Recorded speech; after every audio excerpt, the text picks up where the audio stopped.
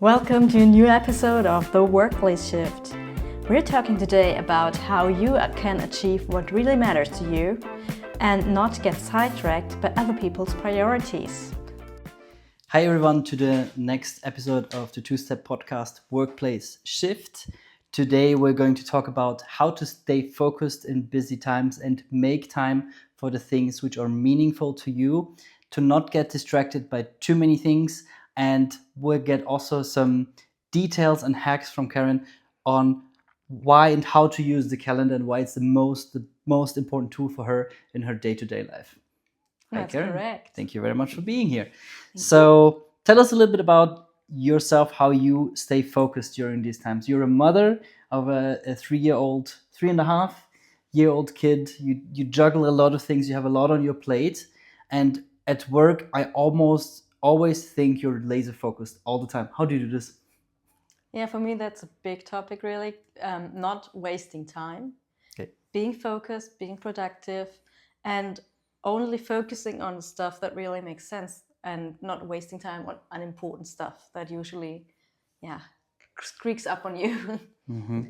Okay. How do you know what is important and what is not important? So I like this story from Stephen Covey, which he describes in The 7 Habits of Highly Effective People, where you have this container that's basically your life, and you have the big rocks, which are the important things in your life. You have the small stuff that's urgent and also important, not as important as the big ones, but also important. And then you have the sand, which is basically the rest that you have in your life. And you have to fit it all into the bucket. And it matters in which order you do that. Because if you start, for example, with the sand, then the big rocks do fall out of it. And basically, to get it all in, is you have to start with the important stuff. So with the big rocks first, then the little ones, the little stones, because they occupy the space in between. And then after that, the sand to fill it up. And I like what Tim Ferriss says about it. It's an illusion to think that everything fits into your bucket, because in our lives we have so much more sand than would be that we could fill into the bucket. So we have to get comfortable with the idea that we cannot do everything and cannot be there for everyone in the same intensity that we do. So we should really look at what are our big rocks. What do we really want to achieve in life? So big rocks, that means for me, do I want to exercise regularly? So I need to make the time for that. Do I want to write a book? What are really the topics that are close to my heart that I want to achieve and that usually fall off of the wagon because we give more priority to other things? And what I found for myself, what helps me most is if I schedule the stuff in my calendar. Okay. So not only making time in the calendar for other people's priorities, which are meetings, but also blocking out time there to work on my rocks. Before we go into the how you do it, what I understand from you is that how you define the rocks, what you just mentioned is what are your values, what is important to you in your life, what are your towards values. Basically, for example, you mentioned that I want to be fit, I want to be healthy. Why? Because I want to be there for my kid when they grow up, right? So you have a big why as an example. So the big rock would be I want to work out, right? What could be how would you do it in the work context to say, I'm now at a work context, I want to define what is a big rock? How do you know that? Yeah, I think in the work context, it's usually clearer as when you take your whole life because you have goals. You normally have goals for your career, and then it's broken down into what you want to achieve this year, and then you have the goals that you also set with your team. And I think it comes down there to, okay, how do I achieve the goals? What directly accounts to that goal? Then I need to make time for that and give that a priority and not focus on all of the other noise and all of the other distractions that come my way from other people's projects. What are their priorities, and not letting that fill up my time. Can you give an example in the work context? Can you think of something like for the big rock or a medium rock which our audience would relate to? Yeah, sure. So a big rock could be that as a team, by the end of the year, we want to have our just saying, our website completely restructured and rebranded. So we need to make the time to think about the content. We need to figure out, okay, how do we technically do it? All of this needs to come together. And a small rock would be just saying, okay, what tools could we use to message each other? Is there another tool that's maybe cheaper or that's quicker or more modern? Yep. It doesn't really matter so much. You could still cope with the old environment that you have. Okay. But yeah. So it's also like that you work with the team and you define out what is our strategic vision, for example, for this year. And this, you would say, this is more like a big rock and an important task. And what sometimes happens is that people get lost in this sand, so to speak, in the dunes of the day-to-day work and the urgency, etc. pp. And then the glass fills up, and they may even start with this, like, oh, there's something urgent in this corner and something urgent in this corner. So they fill it up, and then there's no space for the rocks anymore, right? Yeah, I think we and other people use a lot of these OKRs for that, objectives and key results, which helps you really to focus on what are the big rocks. What is it that you really want to achieve in this quarter normally, and you break it down. But what happens is that you not only work on these big rocks, because then on your day-to-day work, sometimes you have to firefight, then something else comes up and pushes the big rock aside. And then other people come with their topics and their projects, or strategy changes. Then you have to think again about, okay, what do you need to focus on next?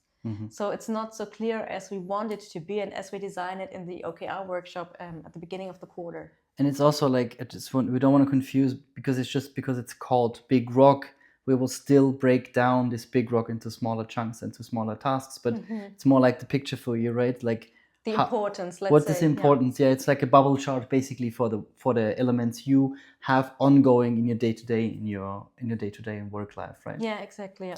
And now you mentioned it. Calendar is a very important task. Why is it tool? Sorry. Yeah. Why is it important for you? So I think in our culture, basically, and I'm not speaking for everyone in the world, but for me especially, the calendar structures my day, and it structures what I invest my time on, and I use it really consciously to also prioritize what I set time for. And I cannot always just add stuff to my calendar. I cannot say, no, I want to be fit, I want to work all of my stuff, I want to have time for my family. I cannot be superwoman in all areas. I have to prioritize and set time for that. And I think it makes it very visible how you do that if you put it into your calendar. Then you see, okay, what do I really spend my time on? So if I want to be there for my family, how much time am I spending with them? And you make it visible just putting it in your calendar. Would you also put like family time in there? Like with your husband, you would say, okay, here's playtime with Mia? Or is this more like general slots or days you have to say, oh no, here I have slot with my kid, and then you have a regular appointment? How do you do that? I would say it's more like a control mechanism, the calendar.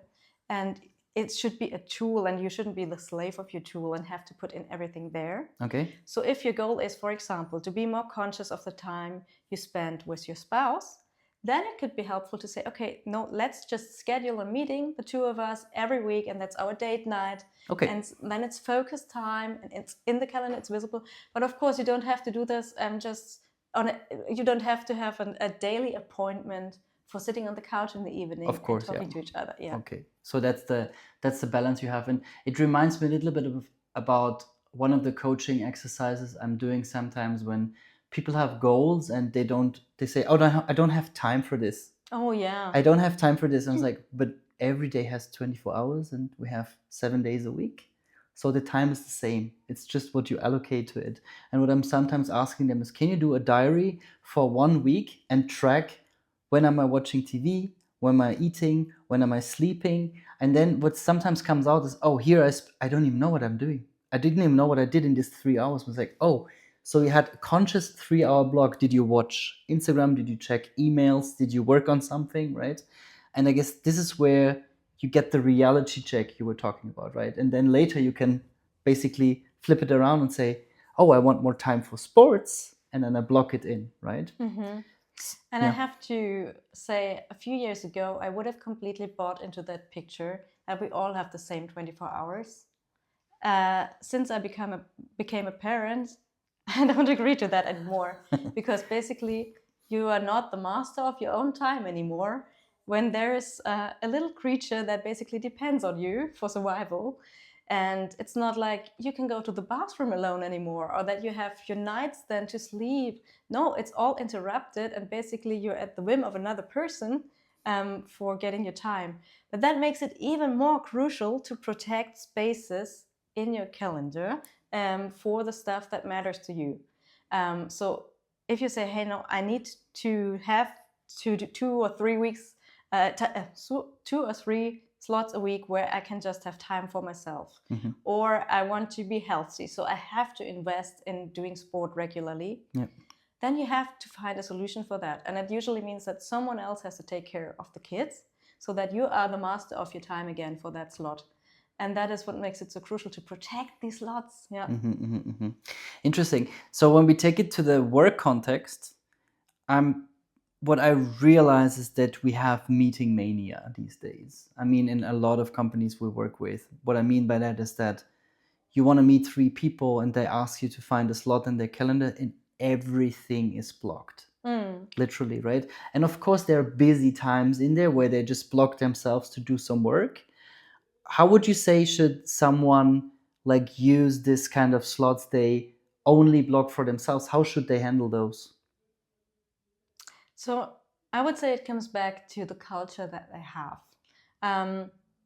I usually observe that in cultures that are focused on creating harmony, they usually have a lot of meetings because they want to keep everyone informed. Everyone should have a say in everything. So we need to have meetings with everyone to go on with the topic. And that usually leads to unproductivity because it's too much and you cannot really go forward with anything. It's dragging along topics. So if you want to be productive for yourself, you should have the guts to say, no, I'm not really useful in that meeting. It's not my topic. I butt out. Or you could, for yourself, in the meetings that you invite people, make it clear, hey, I'm not inviting you. It's not because I don't value your opinion. It's because I want to protect your time. If you want to spend the time on that and you say, no, but for me, it's critical. I think that's an important topic. I'm very happy to have you there. So it's not about excluding people because you don't want to hear their opinion. It's because you want to give them back their time. So you're saying you're also taking an active role when scheduling meetings, but also when participating meetings to invite people to get out of the meeting, basically, right? Yeah. And then how do you handle like individual work? Let's say you have to write a concept paper or you have to write a strategy document, and let's say you would need 3 hours for that. Would you block this time in the calendar and then someone Yeah, definitely. Yeah. And if someone would put something in, what would you do? Like if some other client I mean, you have to protect these slots and protect them hard. And what helps me is to think about these slots as if other people were invited. So don't give them less priority because it's only you. You value as much as the others.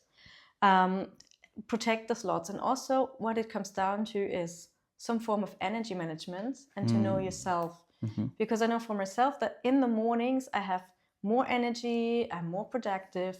So if I have to, for example, write a blog post or anything, I would schedule that for the mornings and not for the afternoon when I know that my energy is not worth so much. I can focus more on small tasks and do more scheduling of stuff.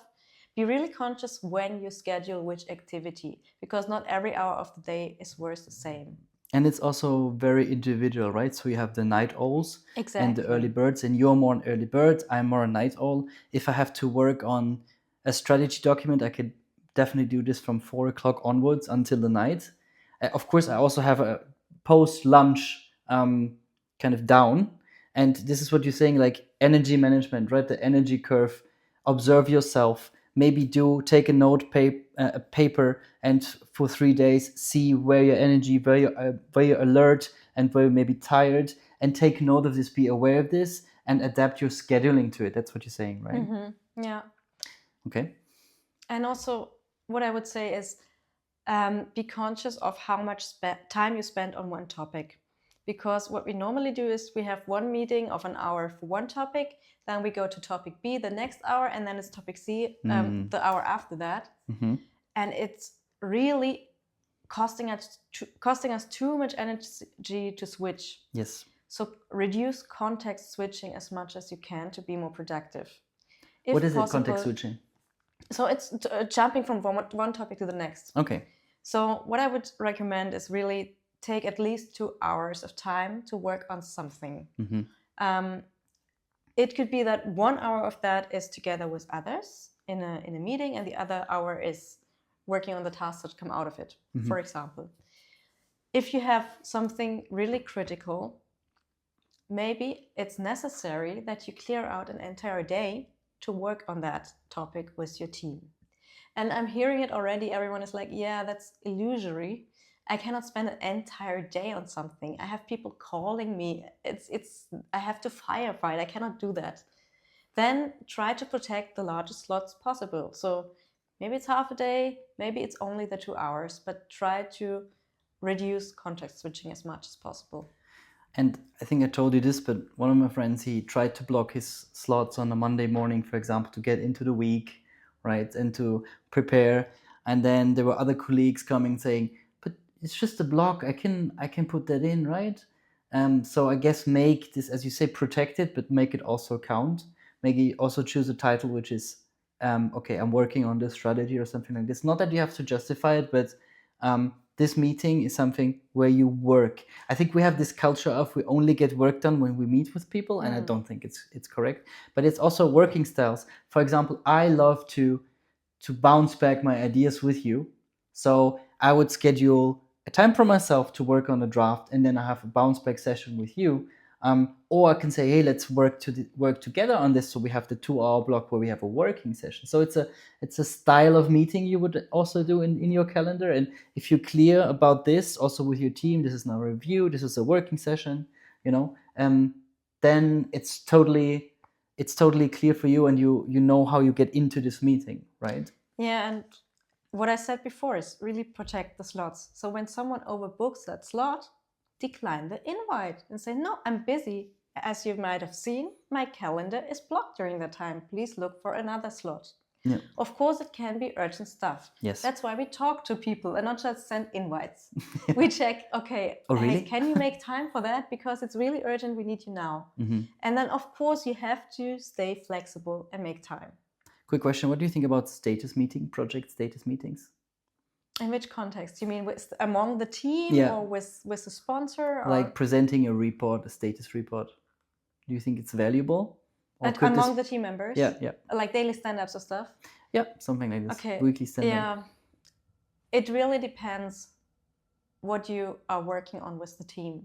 If you have like a deadline of, I don't know, a month to produce a new software release or something, I think it makes sense to stay connected and know exactly what the other one did yesterday. Yeah. If you're working more in parallel or alongside each other and are more in the broader spectrum of a team but not working on the same output, yeah, I think don't have it daily.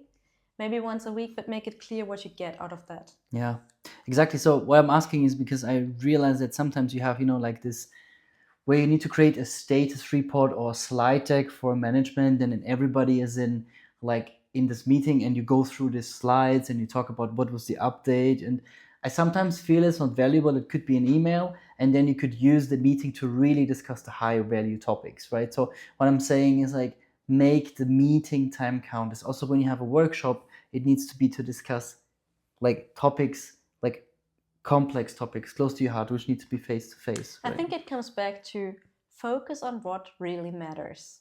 So the big rocks, let's say, what really counts and how do we get that done? And one area is, okay, I need to block out the time for myself to get the stuff done. But also I think it's a common pitfall to think I have to do it all on my own. So block out the time, but it's not only for yourself. Many people have a more collaborative style of work. Then invite your team members because they can help you. They have their own strengths. They have their own opinions that they bring to the table, split the work among them, delegate as much as possible, and just make sure that you focus on creating the output and focusing on the really important stuff. Yeah. It reminds me also of some saying. The Airbnb founder, he said he never has regular one-on-one meetings, like status meetings with his employees. He tries to get the collisions with them, have an informal chat, have contacts, but it never has a standing agenda. It's just talk about what's currently on your mind, where you blocked, etc. But it struck me like a CEO with this size company doesn't have like schedule like this time in the calendar, you know. So I feel it's also a way of freeing it up, making space in the calendar to have these ad hoc conversations again with your employees, right? I'm not sure that I agree with that. Why not? As a team leader, I always valued very much the one-on-ones with the teammates and to have them in regular intervals. Of course, for some employees, it was more, let's do this on a bi-monthly basis, and for others, it was more on a monthly basis. That depends how collaborative is their work style. Okay. And also where do they stand in their career. Of course, juniors would need more time, more one-on-one time with you than others. But I think it's important that we don't lose sight of that, because if we only focus on what is currently going on, it might be that we miss having regular one-on-ones with the people that we don't see on a daily basis. And having that in the calendars on a regular interval, it makes sure that we don't forget about people. Okay, so you're saying it should also be an individual way of agreeing the frequency between your employees, because I'm thinking of people managing a lot of people. If they feel like weekly basis and one-on-one with their employees, it will already be full, right? So, No. So you're saying like we need a good frequency, and the meeting needs to be like really a discussion platform. But maybe was there any standard agenda in these one-on-one meetings, or was it just, oh, we come together and talk about? We had some meeting structures and standing agenda items, but it was up to the employee basically to structure the time that he got with me. Okay. It was like a gift. I spend time with you. Yes. So you can address your topics. And to help you think around what you should bring up, maybe think about this, that, and this. All right. What's in the calendar for the weekend? For the weekend? The stuff that matters to you outside of No, work. I mean, now what do you have in the calendar? Do you have some quality time in there? What did you schedule? Family time? Yeah, so it's always family time for me on the weekends. Okay. Visiting my parents, for example, or my parents-in-law. Yeah. Yeah, it's not like I do skydiving or something exciting. So I'm really a boring person. Yeah. No, I don't think so. It's just you value family a lot, right? But it's also that for example, on the weekends, you would protect that time and you wouldn't maybe work unless there's a critical topic on Monday. I mean, I see a lot of people like planning in the weekends because they didn't get stuff done during the week, right? So it's maybe also helps people to stick with the work within the week, right? When they plan properly with their calendar. Yeah, so I just remember from university and from school where you didn't really get some time off. You always had something that you could do, some papers you had to write, or there was always something. And of course, you also scheduled that on your weekends. And I was really looking forward to starting work because it gave me this weekends to really have time to decompress, time away from work. And I value that a lot. And I'm consciously not planning any work on weekends, if possible. So this is also there are a decision. exceptions sometimes, but sure. But also this is a slot which is basically regularly planned for you. Like weekends, no work. Okay, so what I get from this is have a look at your calendar, how you schedule your meetings, maybe where you can free up some slot for the big rocks you have in your glass, right? Be aware that the sand will fill up the glass as well. So kind of look where the sand is as well. And I like really these two pictures. Is there anything else you want to give the audience before we close?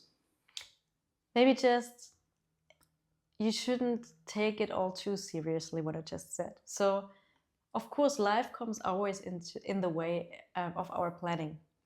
So if it's really an emergency, if you have to firefight, of course you have to firefight, and then not say, okay, no, I mean, focus on that later.